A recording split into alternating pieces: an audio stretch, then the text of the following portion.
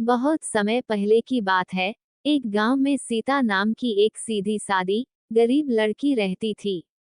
उसकी शादी एक मध्यम वर्गीय किसान परिवार में हुई थी। सीता स्वभाव से बहुत शालीन, मेहनती और दयालु थी, लेकिन उसके ससुराल में उसकी गरीबी को लेकर ताने दिए जाते थे।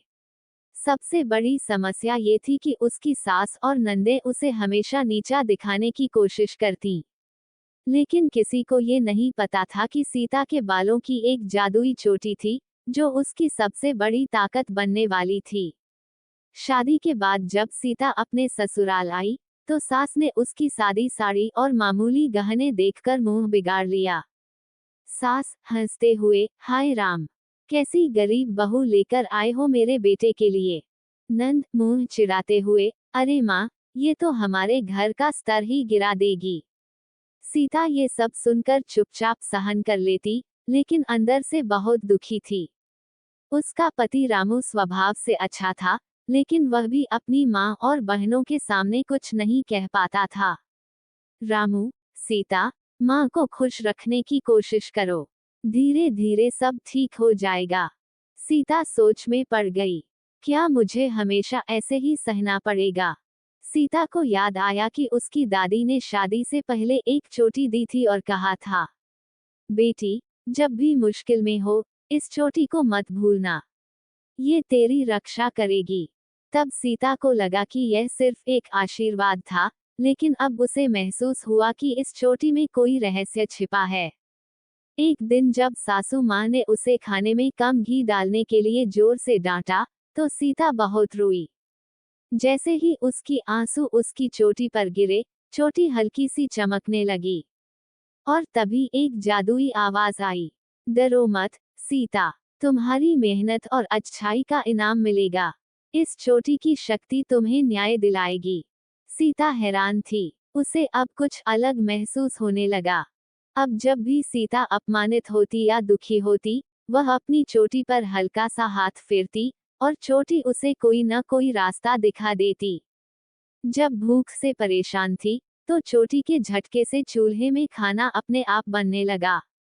जब सास ताने देती, तो चोटी के प्रभाव से कोई न कोई व्यक्ति आकर सास को सही बात समझा देता। जब नंदे तंग करती, तो उनके खुद के साथ अजीब घटनाएं होने लगती, जैसे उनकी साड़ियां फट जाना, उनके गहने गायब हो जाना, आदि। अब सीता का आत्मविश्वास बढ़ गया। एक दिन गांव में भयंकर अकाल पड़ा। गांव के कुएं सूख गए। खाने पीने की कमी हो गई। लोगों को भूख से मरने की नौबत आ गई। गांव के लोग राजा से मदद मांगने गए, लेकिन कोई समाधान नहीं मिला। अब सीता ने अपनी जादुई चोटी को याद किया और मन ही मन कहा, हे चोटी, अगर तुम सच में शक्तिशाली हो, तो गांव की मदद करो। और तभी एक चमत्कार हुआ। कुएं में फिर से मीठा पानी आ गया। सूखी जमीन पर हरी फसल उगने लगी।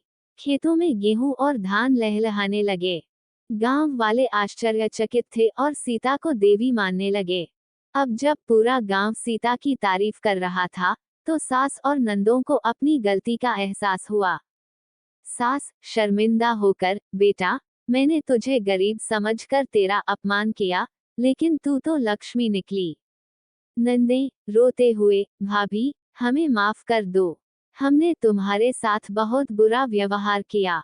सीता ने मुस्कुराकर सबको माफ कर दिया। रामू को भी अब अपनी पत्नी पर गर्व महसूस हुआ। रामू, सीता, तुमने साबित कर दिया कि असली धन दिल की अच्छाई होती है, न कि पैसे और गहने।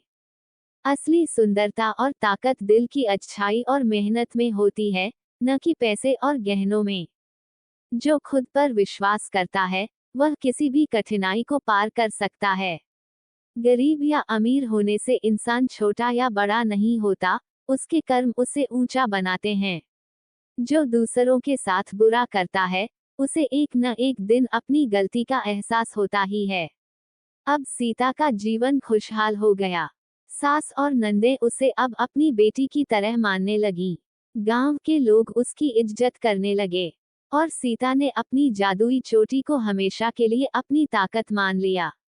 इस तरह गरीब बहू ने अपनी अच्छाई और जादुई चोटी की मदद से अपनी तकदीर बदल दी।